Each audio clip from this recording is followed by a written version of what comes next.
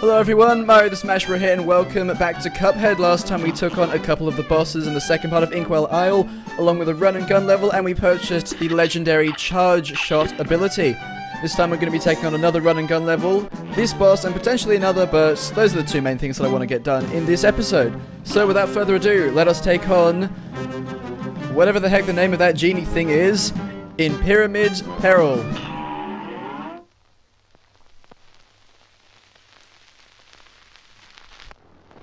A great slam and then some. It's on. I feel like all of the bosses in this game that are like really difficult, especially at first, tend to have like the best music. Because this music is really cool. Whoa, the cats. They are really easy to avoid if you do use the shrinking ability thingy though. There we go, I'll just use this on him while I'm here. Because that'll take him to his next phase. Right, to move through these things, you shoot the faces. Bam! Shoot the faces, it's very easy to navigate through if you are tiny. Whoa! Bottom one? Top one. I think I randomize them each time. There we are. Cool, we made it through. It's a bit of a frustratingly slow phase. You just gotta keep shooting. Just keep shooting. Keep shooting rockets as well, because rockets do plenty of damage to him. Also to his little minion things he keeps spawning as well. I think it is possible to avoid those eye things through just going through the middle of them, but I'm not going to be able to time that correctly, so I'm just going to go around them and above and things. Which is perfectly fine by me. Oh, he's sad.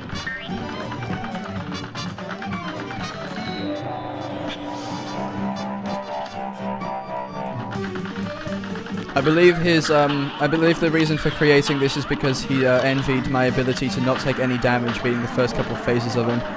See, now all he can do is just pretend like he's the real Cuphead. Ow, okay. Maybe he is. Maybe he's not. Bam!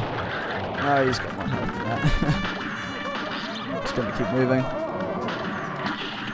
Too early.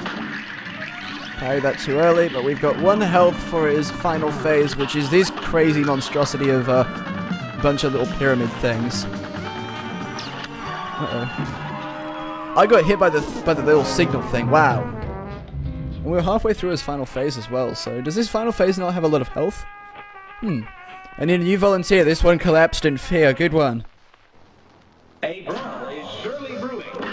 Now go. So you'll probably notice that when you fight him, that he changes up his choice of weapons and things at the start quite a bit. Sometimes he'll do the cat, sometimes he'll do the swords, and sometimes he'll do another thing that we haven't seen yet. But the bosses don't do the same thing over and over again all the time, unfortunately. If only that could be the case. Send a minion! Just blast him with rockets. So I can get some parries off as well.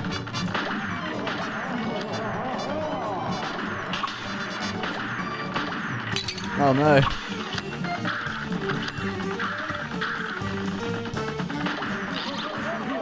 think I'm just going to prioritize avoiding all of his shots. There you go, and I think I could be able to take him out just doing that. It might take a bit more time, but that's fine. There you go. Okay, I'm going to use this on his face. Or in his teeth, or whatever.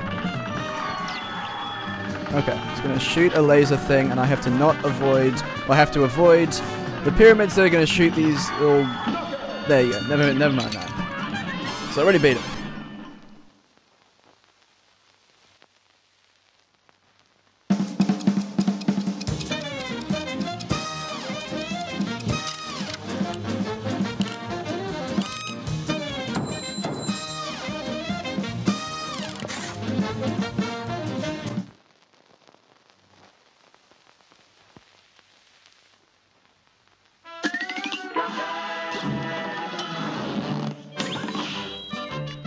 Oh, we got the soul contract for Jimmy the Great.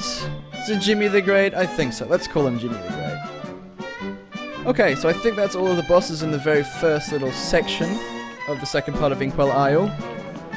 Now, we cannot make it over that way because we have to go around. Wait, hang on a second. Oh, we go through. Because we beat the guy on the roller coasters, we can go all the way through there and to the run and gun level. Funhouse Frazzle! Here goes. This is the first level when we're introduced to these things, which are really cool things that I apparently can't use properly. They change gravity, as you can clearly see, but they don't just change gravity by making you just tap them and then changing gravity. It's as if you have just jumped after changing gravity, so it is a bit weird to get used to. Oh, these things do too much damage. I'm trying to parry the little pink bird things, little pink ducklings. Aye. I'm surprised that didn't hit me.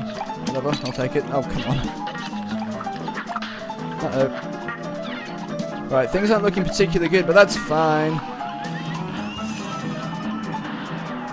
These things are relatively easy to avoid, right? I'll be fine. Okay.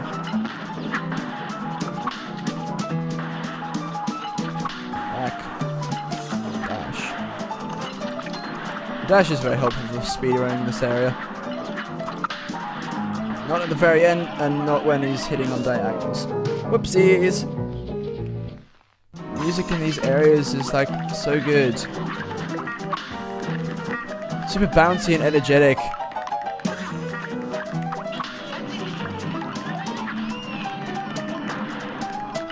Like, it's the sort of feeling that you get where it's dramatic, but it also sounds silly, if that kind of makes sense. That's the kind of vibe I'm getting from the music. I mean, I probably get the dramatic thing because there's a lot of stuff going on, but at the same time, it does sound pretty silly because the piano's kind of going crazy. Generally, the soundtrack's pretty jazzy. Oh, come on, how did I not shoot you? Alright, I need to play it safe or go really quickly, or both. Oh no, or die. Nice! Don't want to get hit by your blah. Blah. Goodbye, tuba. Another one. Blah. Gone. I'll dash just so I don't get hit. Oh, I need to change gravity again. Because I got a third tuba. I hit you. I'm trying to hit him. Oh, I got it. There we are, I did get it. Right, change gravity again. I'm going to change gravity and we're going to dash. Change gravity again and we're going to dash again. There we are. Get into the rhythm. I'm just going to use this because it's there. Check out the wall. Nice. Boom, we win on the ceiling. Excellent.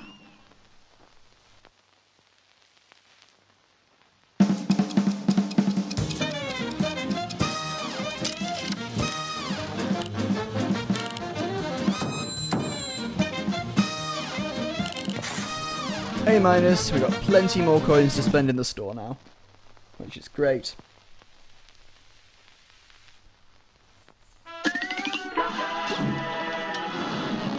Also, that means I've got the bridge that can go back to the mainland. We have 9 coins to spend in the store, so what should we buy?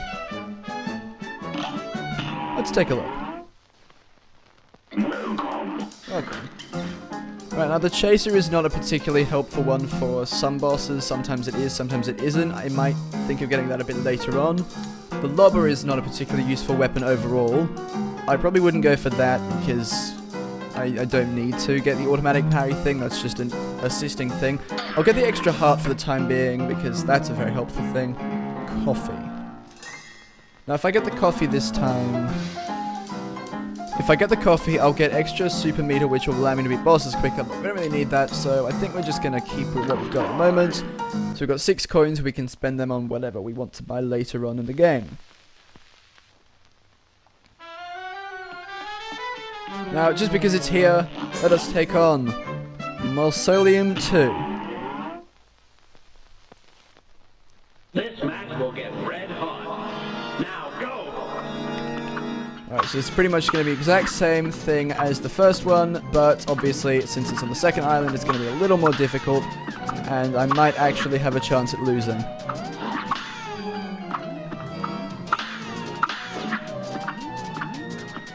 Come at me, ghosts. I'm ready. Gotcha. Spinning ones look like they're really hard to avoid. If you just predict where they're going to appear, or where they're going to start spinning, then they're very easy to parry. Or if they're really far away, then they're just annoying. That one got pretty close.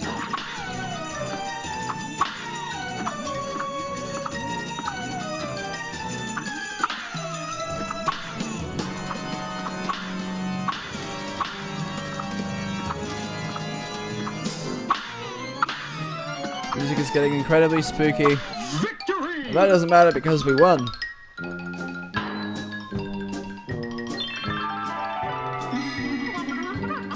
I knew if I rooted around here I could find something special for you. But I didn't know I'd get trapped again. Thanks for saving me a second time. Take this magical super art and I'll see if I can find you another. So, guess what? We have unlocked another super. You unlocked a new super. Right. Let us equip it. Well, let us have a look at it.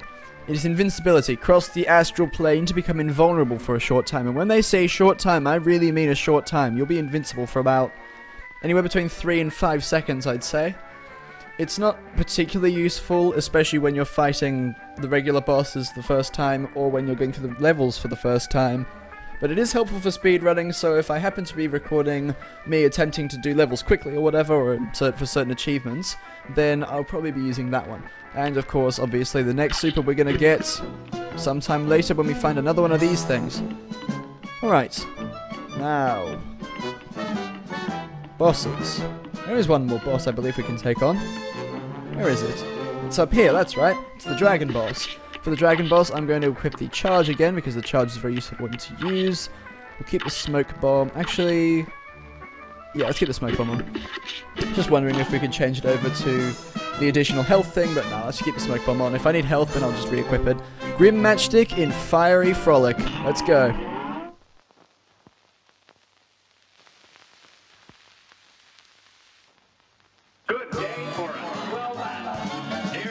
This boss is going to really test your platforming skills. It's a bit of an airborne boss fight, but it's not really an airborne boss fight. Because you're in the air, but you're not flying.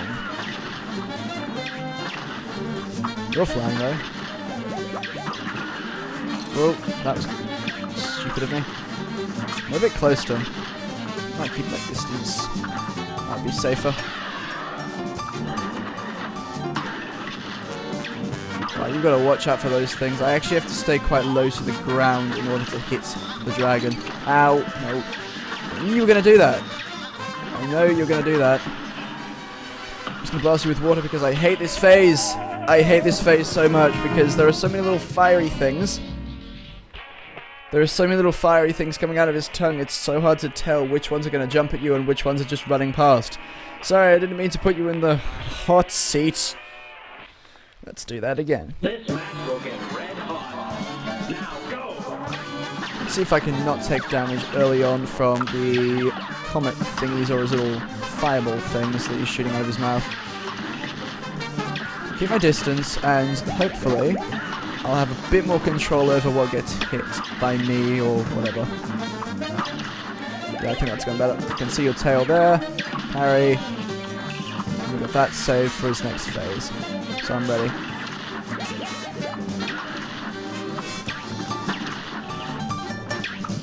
Nice. Right, let's move to the lower clouds. Let's stay down here. I'm going to do this. Uh-oh. Oh my gosh. I can see you jumping. I can see them crouching, getting ready to jump at me, so I have to occasionally look down to see which ones are going to be jumping at me. But I still don't pay full attention to them. I'm too high up. I need to put myself in a very risky position in order to actually hit him. Uh-oh, no, I fell off the edge. 1, 2, 3, you'd better flee. No, I'm not fleeing. I refuse to flee. I'm not going to leave until I've beaten you. Alright, we've got 2 health. We have 1 health. Okay. But we do have this available. Oh no! Walked into it. Again. Okay. This time I'm on 3 health. And I've got about half of my thing filled. Oh jeez, I need to play it really safe, but I don't even know how to do that when loads of stuff like this is all happening. Oh my gosh.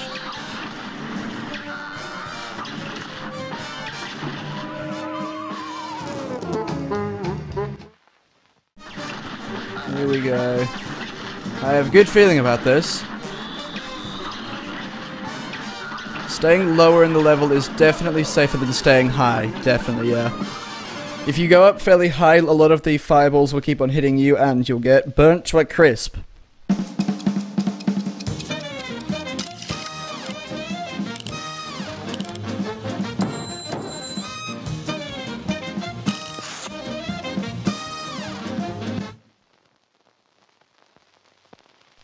I'm surprised I didn't have to use the additional heart for that one as well. I was tempted to after I failed it a couple times, but I think that was pretty successful.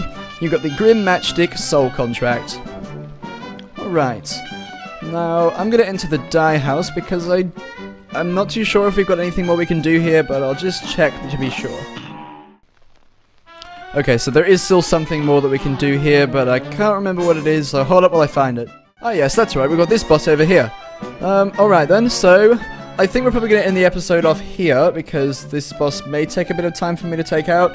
So next time on Cuphead, we're going to take on this boss and make sure that there's nothing more we can do on Inkwell Isle 2, and then we'll be moving on to Inkwell Isle 3. So, thank you guys so much for watching this episode of Cuphead, and I'll see you guys next time.